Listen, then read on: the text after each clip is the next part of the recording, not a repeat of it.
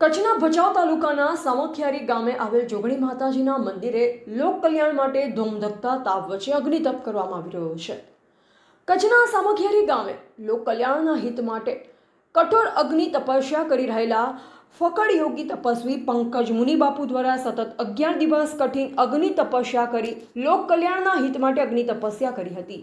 ભાવિકોમાં ભારે આસ્થા અને શ્રદ્ધા જોવા મળી। સાથે અનેક ગામોથી આવતા ભાવિકોને પરિક્રમાનો પણ લાભ મળ્યો।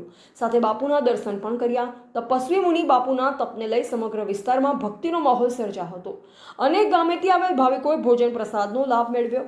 આયોજન જોગણી માતા મંદિરના સેવકો દ્વારા કરવામાં આવ્યું હતું, જેમાં ગોવિંદભાઈ તેમજ અશ્વિનભાઈ તેમજ ભરતભાઈ, દાનાભાઈ તેમજ દેવાભાઈ સહિતના સેવકો સેવામાં જોડાયા હતા।